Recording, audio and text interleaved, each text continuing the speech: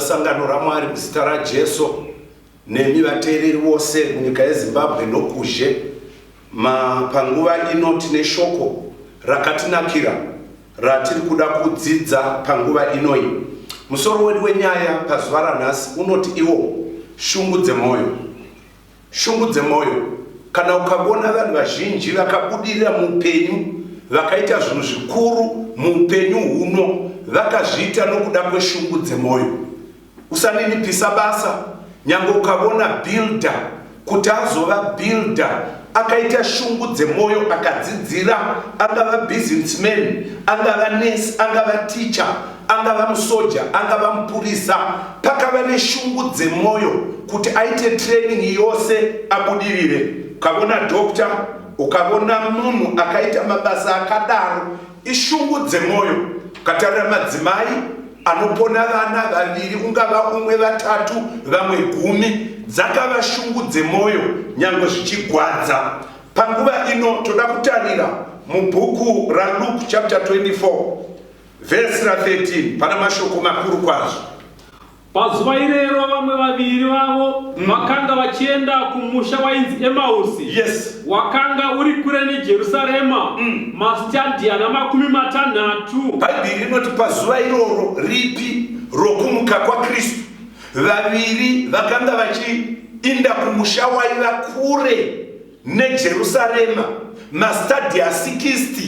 Bhaibheri rangu rinoti vakanga vachitaurirana nyaya dzavaitaurirana dzakanga dzaitika nokubvunzana. Bhaibheri rangu rinotiro Jesu amene pavakanga vachitaurirana zviitiko zvakanga zvichangoitika, Jesu omene akaburuka akafamba navo. Verenga verse 16. Asi meso avo akanga abatwa. Kwira pamusoro pa verse 15. Zvino vakati vachataurirana nokubvunzana. Jesu amene akaswedera akafamba navo. Asi meso avo akanga abatwa. Vakasamuziva. Akati kwavari, mashoko amunotaurirana pamusoro pawo kufamba ndiiko amunotaurirana. Vakamira vane shungu pamoyo. Verse 18. Mumwe wavo wainzi Cleopas akamira akati kwaari. Bhaibheri rinotiro Jesu afamba navo, unovabvunza, vakomana, nyaya yamunotaurirana pamusoro payo ndeiko? Kwavakatomira vane shungu, vakona kumuziva meso akabatwa. Namata uvhurike meso emoyo, uzive zviitiko zvaMwari, uzive nenguva dzatimire pamusoro padzo. Bhaibheri rinotiro vakomana vakamira vane shungu pamoyo, vakabona munhu wakanga asingahwisisi, vakati iwe uri mutogwa here? Hauzivi zvakaitika here muno? Regai ndikuudzei vanhu vaMwari, kana Mwari akasakuzarurira zvaJesu, unogona kuparidza zvaJesu wausingazivi, unogona kunamata nezvaJesu wausingazivi, unogona kuimba nezvaJesu wausingazivi, unogona kutsanya nezvaJesu wausingazivi. Namata umuzive. Bhaibheri rinoti pagwendo gwavo Jesu akajoina akati, munotaura nyaya yei? Ndoda kubvunza mudikani, pamunenge muri mudzimba muri kutaura nyaya yei? Nyaya dzamunotaura Jesu ungajoina here akatauravo nemi? Musaita nyaya dzinodzinga Jesu mukati mokurarama kwako. Kana muchifamba pagwendo, kana muri mudzimba, kana muri muzvikoro, kana muri pamabasa, musaita nyaya dzinodzinga Jesu. Nyaya dzinodzinga Jesu dzimwe dzacho imusic yenyika. Nyaya dzinodzinga Jesu dzimwe dzacho idressing yenyika. Ukaita nyaya inodzinga Jesu muupenyu hwako unofamba wega usina mweya mutsvene. Vamwe vanoita nyaya dzokureva vanhu, vamwe vanoita nyaya dzokurongera vanhu, kuvatsindikira kana kucherera vamwe makomba. Izvozvo zvinodzinga Jesu mukafamba naSatani. Vakakomborerwa vanoita nyaya dzinokwezva Jesu kuti afambe nemwi. Kwaivamira vane shungu, ndoda kuti uinde mberi munzwe kuti wakabvunza ndei, kukaindiwoga here mutogwa iwe usingazivi zvakaitika muno. Verenga. Mumwe wavo wainzi Cleopas akapindura akati kwaari, ndiwe mutogwa here ugere muJerusarema sokutorwa, usingazivi zvaitika mumazuva ano here? Famba munhu waMwari. Akati kwavari, zvinyiko vakati kwaari, Jesu weNazareta, waiva muprofita une simba pabasa napashoko, pamberi paMwari nepavanhu vose. Mira ipapo Bhaibheri inotiro, unoti zvaJesu, ndoda kuti uziva, waiva nesimba pabasa napashoko pamberi paMwari napavanhu. Ndoda kuudza muprofita wechokwadi une simba pabasa nepashoko raMwari. Asava muprofita une simba pavanhu, unogwa nezvigwere nezvidhoma chete, ngavewo nesimba pakeji izare pamusoro peshoko raMwari. Kuti ukamubvunza pamusoro pemitemo unofanira kuti ngaichengetwe yakakwana. Agokuvhurira vona James 2:10 akuudze kuti kuputsa mutemo umwe waputsa yose. Agokuudza kuti 1 John 2:3 ndizvo zvinotizivisa kuti tinomuziva kana tichichengeta mirayiro yake. 4 yoti uyo unoti ndinomuziva asingachengeti mirayiro yake murevi wenhema, zvokwadi haizi maari. Jesu waiva muprofita wechokwadi, waiva nesimba pabasa, waiva nesimba pashoko raMwari uye pamberi paMwari navanhu. Ndoda kuudza chichaponesa vanhu haasi mamirako, chichaponesa vanhu kutevera shoko raMwari. Mateo 22:29 Jesu achitaura navadzidzi unoti marashika nokusaziva magwaro kana simba raMwari. Ndoda kuudzai vanhu vaMwari, muprofita wechokwadi unofanira kuva nesimba pabasa, agova nesimba pashoko raMwari pamberi paMwari. Muprofita asaputsa mitemo yaMwari, muprofita unokurudzira vanhu kuchengeta shoko raMwari. Wayakataura waiva nesimba. Inda pavhesi rinotevera, uye kuti vaprista vakuru navabati vedu vakamuisa kuvatongi kuti atongerwe munhu. Ipapo Bhaibheri rinotiro, asi vamwe vanyori vokwedu vatishamisa vati wamuka. Tikatuma vomwe tikaona zvakaita saizvozvo kuti wamuka, taiti ndiye uchatisunungura zvino zvakona, taiti ndiye uchatidzivirira. Ava vanhu vaiva nokuverenga kushoma vachitaura naJesu vakona. Jesu ndokubva ati pavhesi 25, unoziva kana uchitaura nezvaJesu wako waunoda, munhu akakuti iwewo kusafunga unogumbuka. Verse 25 Jesu akati kudini? Zvino iye akati kwavari, imiwo kusafunga, mune moyo inononoka kutenda zvose zvakarebwa navaprofita. Ko, Kristu wakanga asingafaniri kutambudzika saizvozvo agopinda pakubwinya kwake here? Verse 27 Ipapo vakatanga kuna Mozisi navaprofita vose, akavadudzira zvakanyorwa pamusoro pake. Amen. Nomumagwaro ose. Bhaibheri rinotiro wakatanga kuna Mozisi akavadudzira zvakanyorwa pamusoro pake pamagwaro. Muprofita ngaadzokere pamagwaro. Ndoda kuudza munhu waMwari, ava vakaudzwa kunzi imiwo kusafunga. Kana uchida kuponeseka munhu waMwari, ita shungu dzemoyo dzokuziva chokwadi. Nyangwe shoko rikakugumbura, ramba wakateerera uchiti Mwari ndibetserei. Wakatanga kuna Mozisi navaprofita vose, yaisina kupera munhu waMwari. Kwayakadudzira pamusoro pezvakanyorwa pamusoro pake. Vanhu vachaponeswa kana uchidzidza John 9:39 Jesu unotiye kutonga ndokwandakawira kuti vanoona varege kuona, vanoti tinoziva ave mapofu. Kwai vaJudha vakagumbuka vakati nesu tava mapofu here? Ukaverenga vhesi ra40 na41 anoti imi unayoka. Verenga vhesi ra40. Avo vaFarisi vaiva naye vakazvinzwa vakati kwavari, nesu tava mapofu here? Vhesi 41 Jesu akati kwavari, dai maiva mapofu hamusaiva nezvivi, asi zvino munoti tinoona zvivi zvedu zvinoramba zviripo. Regai ndikuudzei, dzokera kuna Luka 24. Munhu akati Mwari ndisvinudzei, unokusvinudza. Kana ukati ndoziva ndakatoponeswa, unoramba uri bofu, uye chivi chako chinoramba chiripo. Ngatinamatire kusvinudzwa naMwari wokudenga. Shoko raMwari rinoti Jesu adudzira zvake, akadudzira achitora mumagwaro. Vanhu vachaponeswa vanodzokera mumagwaro mushoko raMwari.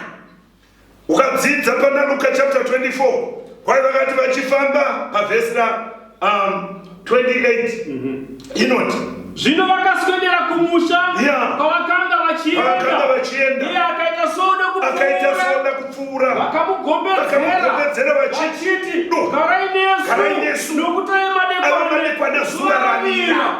Ipapo akapinda kundogara navo. Vakamugombedzera garai nesu zuva ravira. Ava madekwana shoko raMwari rinoti akapinda. Mabasa 20 verse 24 akandogara navo. Haana kundogara munhu webasa akamedura chingwa akachinamatira akavapa vakadya maziso akazaruka vakamuziva akanyangarika kwai vakataurirana vakati mwoyo yedu yanga isingapisi nei muzhira achitaura nesu. Hama inodikamwa vanhu vachaponeswa vanhu vane shungu dzemwoyo. Namata kuti paunoverenga shoko raMwari mwoyo wako upise madombwe oruponeso adonhere pauri unzwe kutsva neshoko raMwari. Kwai havana kuvata. Haleluya. Bhaibheri rinoti havana kuvata. Vakasimuka kwavira vakadzokera Jerusarema nokuti vakanga voziva kuti wamuka. Vazhinji vanoziva kuti wakamuka havazorori. Saka uchiona Pauro achiti pana chapter 20 verse 24 asi handine hanya noupenyu hwangu. Handina hanya noupenyu hwangu. Handihudi kuti ndipedze rwendo rwangu. Kuti ndipedze rwendo rwangu nebasa randakapiwa naShe Jesu. Famba munhu waMwari. Nokukupura kwazvo ivhangeri yenyasha dzaMwari. Kukaya ndine basa noupenyu hwangu zviri nani huparari asi basa raMwari ndaita. Manguva ino munhu waMwari kwose kwauri ziva kuti vanhu vane shungu muupenyu huno.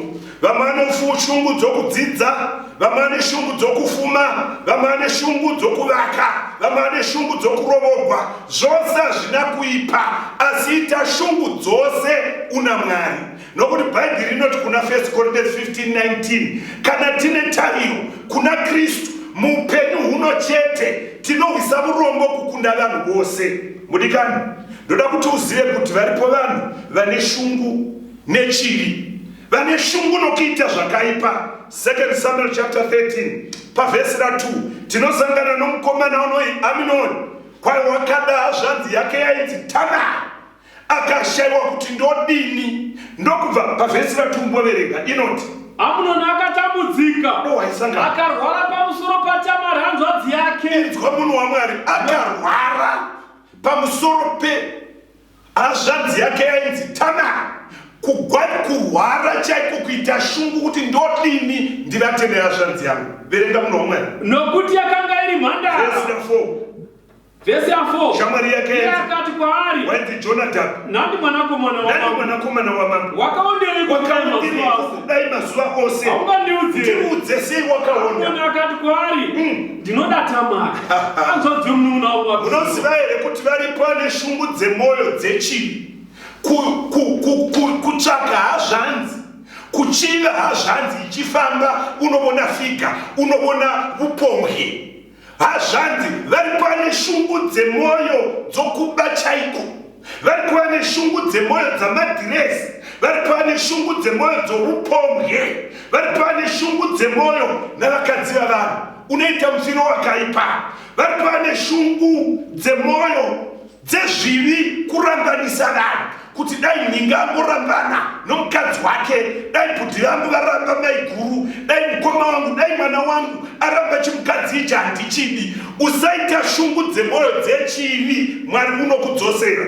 Varipo vane shungu dzemwoyo dzokuromba chaiko, unoti kana afunga kufuma nyangwe akapuwa nyoka unogamuchira, akapuwa zvikwambo unogamuchira. Hama inodikamwa, usaita shungu dzemwoyo dzechivi nokuti chivi chinouraya.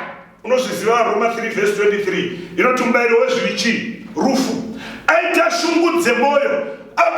Jonadab unomutirata, unomupa mapurani okuti abate hazvanzi yake ndokumurepa. Absalomu anga kuti hazvanzi yake yarepewa. Teerera pavhesi 22 inoti Absalomu. Asi Absalomu haana kutaura chinhu chakanaka kana chakaipa kuna Aminoni. Verse 23. Absalomu wakanga avenga Aminoni nokuti wakanga achinya hanzvadzi yake Tamari. Mamuere Absalomu. Verse 23. Zvino makore maviri akati apfuura Absalomu hanzvadzi yaTamari yabona hanzvadzi yabakwa chibharo nehanzvadzi akatsamwa, haana kutaura chinhu chakanaka kana chakaipa, ndokubva abundira mumwoyo akati ndichamubata. After 2 years shungu dzemwoyo dzaAbsalomu dzaiti Amnon ndichamuuraya, ndokunokoka hama dzake dzose vana mai vake ndokuita mutambo. Verse 28, kukaikana mwoyo waAmnon wofara ari pamusoro ari papati. Ndichadaidzira kuti urayai Amnon, musasikisa, baya nepfumo rekudendesera, musasha, ndini ndataura nemi. Rega ndikuudze munhu waMwari, chivi chakaipa chinokumirira unyure muchivi wofara, ndopano kuuraya Satani. Munhu waMwari, ngwarira unofa usaita shungu dzemwoyo dzechivi. Absalomu wakauraya Amnon. Absalomu waiva neshungu dzemwoyo dzezvivi. Aida kuva mambo, kutora chigaro chababa vake David. Kune vane shungu dzemwoyo dzokuda kuva Mwari. Unodeclare kuti chakati chinopera musi wakati. Unodeclare kuti nezvimvura zvandakupa nezvimatombo chigwere chinoinda hazvimo mushoko raMwari. Usada kutora chigaro chaMwari. Usapa vanhu zuva rokunamata naro, hausi Mwari. Tsvaka mushoko raMwari. Ndati usapa vanhu rubhabhatidzo rwako, hausi Mwari. Absalomu wakada kuva mambo asina kuda mwana Mwari. Bhaibheri rinoti pachapter 15 aiti munhu une mhosva haana mhosva. Chapter 16, 17, 18 ndobva amutsa hondo nababa kundogwa nababa. David akati vakomana pamunoenda vana Joabhu nana Abishai, mungwarire jaya musariuraya. Bhaibheri rinoti kugwa kwakakwirira. Mwari akanga ari kurutivi rwaDavid nokuti mwana Absalomu wamukira baba. Hakuna munhu unomukira baba vokudenga unobudirira. Wakafa vanhu 2000. Absalomu akatiza neHesera, akapfakama pamuti, akaurawa naJoabu. Muupenyu hwako ndoda kuudza munhu waMwari, ukagwa nemitemo yaMwari uchapfakama chete. Vanhu vose vanogwa nemitemo yaMwari vachapfakama, vanoita godo, vanovenga vanhu vasina mhaka, vanoshora, uchapfakama chete. Vanorambanisa vanhu unopfakama chete. Vanoita upombwe uchapfakama. Kwawakaonekwa akarembera between the heavens and the earth. Murume akamona akati ndingamubai mambo wati ndisamuuraya, kuka ndigoni kunonoka newe. Akatora mapfumo maviri mumavoko ake akandouraya Absalomu. Ndati shungu dzemwoyo dzechivi unofa. Tosangana nomukomana unoyi madzimambo echipiri 21 pavhesi ra2 pakaita murume wainziye Nabhoti waiva nomunda wake wakanaka. Ndobva Ahabhi ati ndipe inzwa marizeni aAhabhi mambo waIsraeri wainamata Mwari. Vhesi ra2 tega. Akaita zvakaipa pamberi paJehovha. Madzimambo yokutanga chapter 21 vhesi ra2. Zvino Ahabhi akataura naNabhoti akati, ndipe munda wako womuzambiringa, ndiuite munda wemirivo, nokuti uri pedyo neimba yangu. Nhamo ndeyokuti uri pedyo neimba yaAhabhi ndozvoumutorera. Kwai ndipe munda wako womuzambiringa, ndiuite murivo. Rega ndikuudze mudikani, chinokosha chii makabhiji nemazambiringa? Mazambiringa anokosha. Ahabhi unoti chandinoudira uri pedo neimba yangu. Kana ukanyanya kuuda ndogona kupa umwe wakapfuura uyu, wakadi kutora uyo wakanaka wako. Kukai ndokutenga futi nemari. Nabhoti ndinomuda unoti handitengesi nhaka yamadzibaba angu. Hama dzangu dzinodikama vakomana nevasikana, usatengesa nhaka nemhaka yokukumbigwa naAhabhi. Ahabhi unokumbira kubvisa umhandara, iti handitengesi. Ahabhi unokumbira kukurapa nenyora, iti handitengesi kutenda nezita raJesu. Shoko raMwari rinotiro aramba ndokuteerera zvakanaka. Vhesi 4 ndinoti kudipa vhesi 4 manyapo mukomana. Ipapo Ahabhi akapinda mumba make akaura mwoyo neshungu nokuda kweshoko rakanga audzwa naNabhoti muJezireeri. Nokuti iye akanga ati handida kupi nhaka yamadzibaba angu. Akavata panhoo yake, akateudza chiso chake, akaramba kudya. Shoko rinotiro Ahabhi akaenda kumba kwake akaramba zvinoridzwa. akaramba kudya, akashaywa mufaro. Bhaibheri ramurati waiva neshungu dzemwoyo nomunda waNabhoti.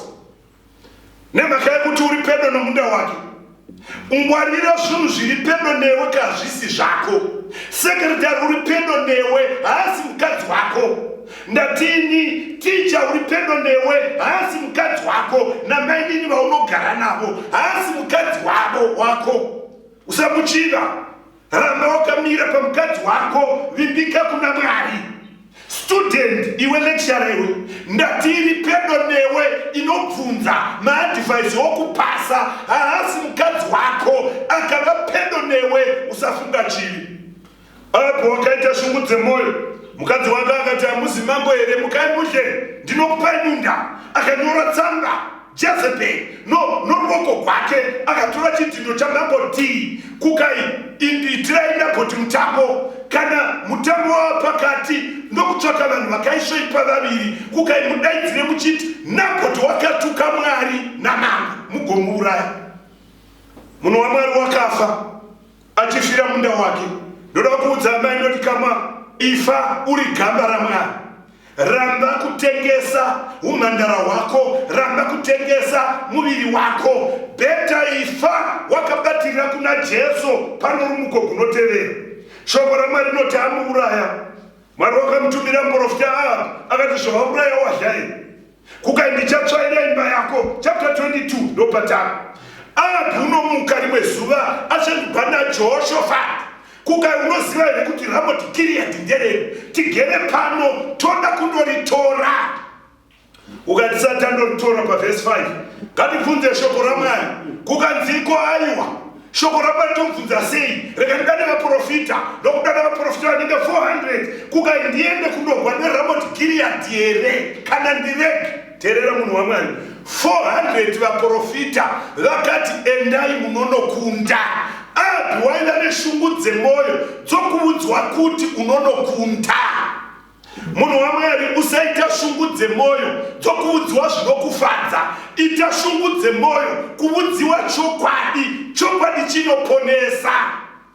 Akaenda unonokunda. Jehoshafati akati aiwa, hapachina here muprofita waMwari watingabvunza naye kuda kwaMwari? Vhesi ra7 uchida kuna 9 manya. Asi Jehoshafati akati hakuchina mumwe muprofita waJehovha pano. Watingabvunza kuda kwaMwari. Mambo akati kuna Jehoshafati mumwe muprofita uchiko, Mikaya mwanakomana waImri. Watingabvunza nokuda kwaJehovha. Asi nini ndinomuvenga nemhaka iyi. Haaprofiti zvakaipa. Mira ipapo Jehoshafati akati mambo ngaarege kudaro. Usavenga vanhu vanokuudza chokwadi. Woudza shamwari dzako, haini murume ndinomusenga vhiki 2 kana asina kumutengera chandoda, kwai wagona. Usada shamwari inokuudza zvinokufadza.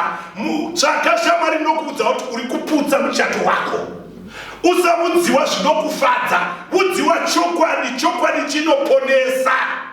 Kwaona shamwari inokuudza kuti nhaiwo musikana, semazamu kudona, unomanya namazidhara emaHonda Fit, zvaita sei?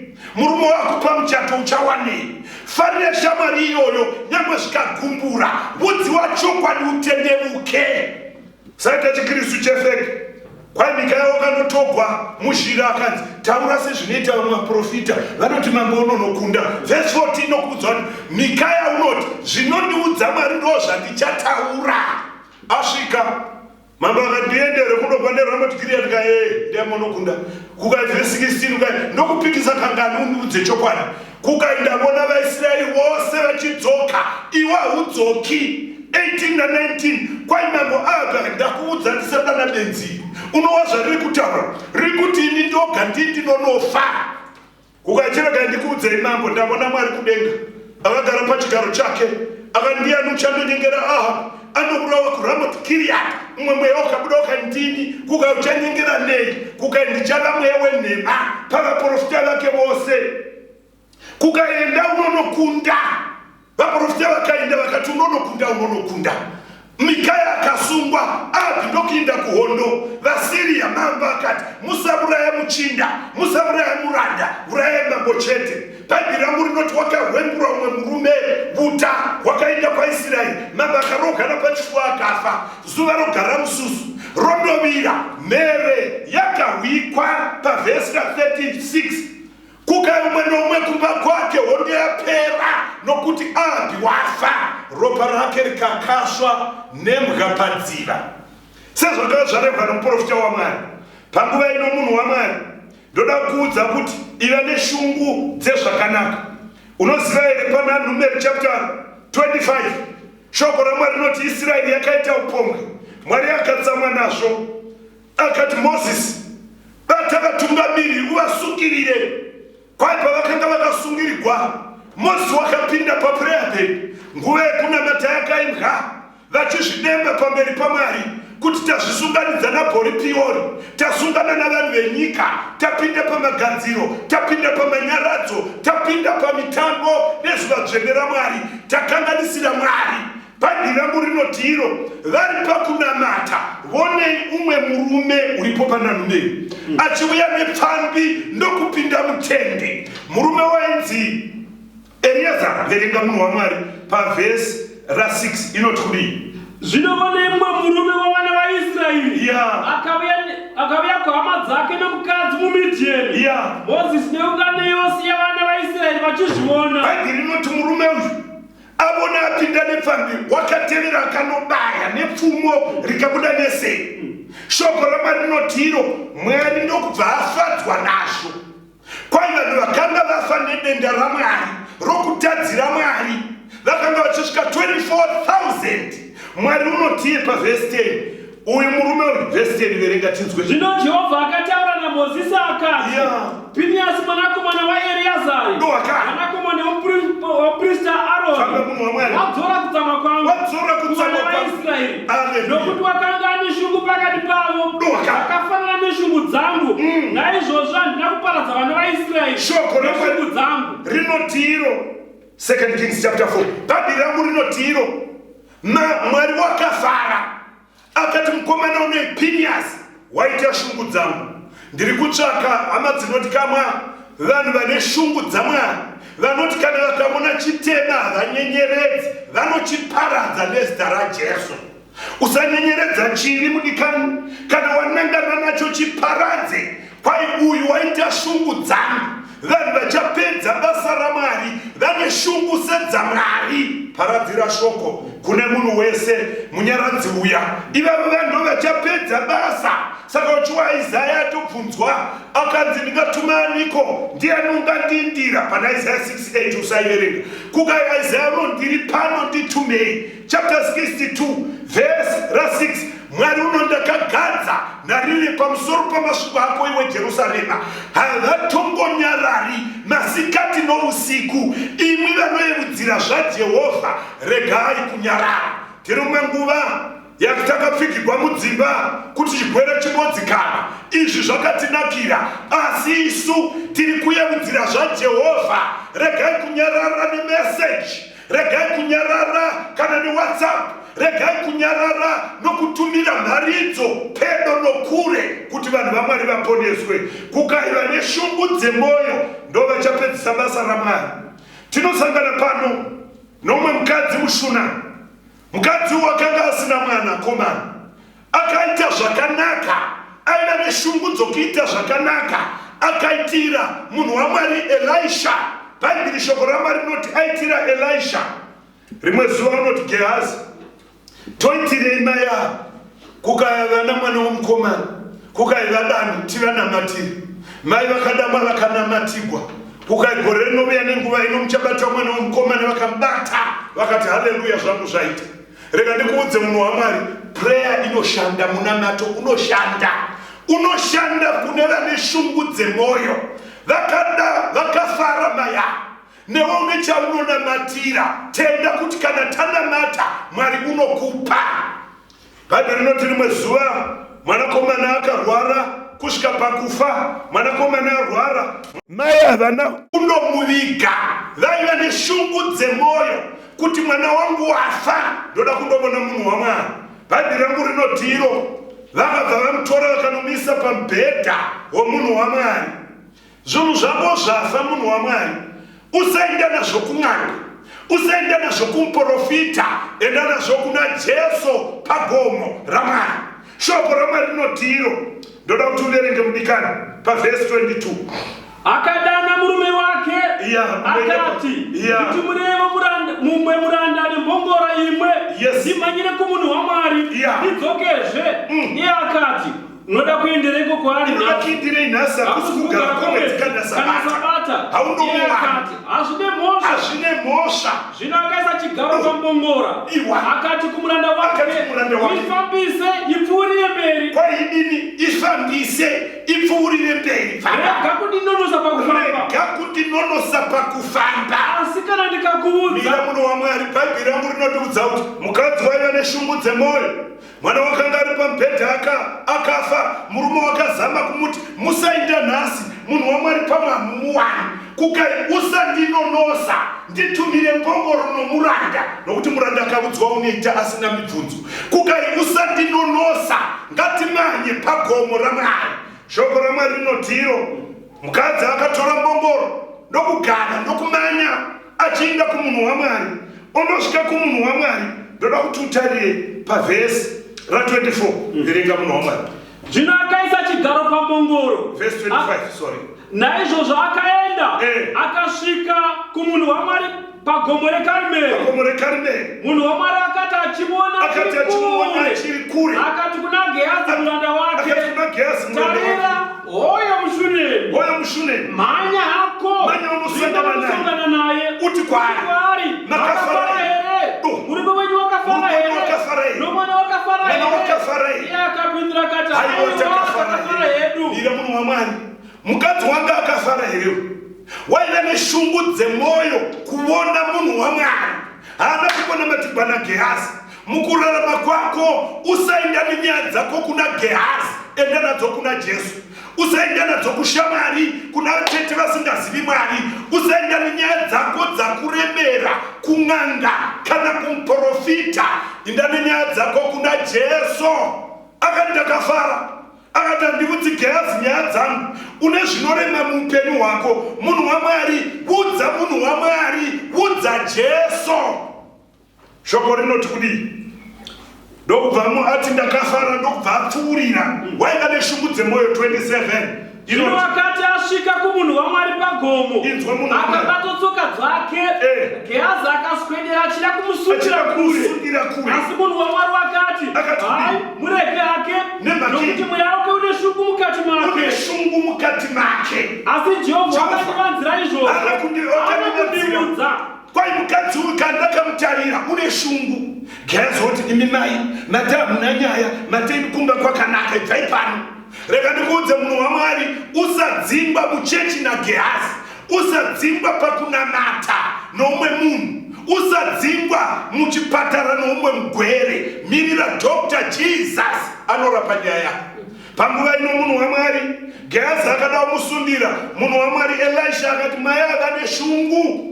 Mistake ya Elisha, unoti Gehazi, tora tsvimbo yangu, tora ufambe unoisa tsvimbo mwana uchamuka. Ukasangana navanhu usavakwazisa, vakakukwazisa usapindura. Shoko rinoti Gehazi wakavatungamirira. Gehazi ndichina manyawu netsvimbo iyi tonomutsa vakafa kaisi, dzichifamba wenda dzetsvimbo iyi. Iyanzi usataura, famba munhu waMwari.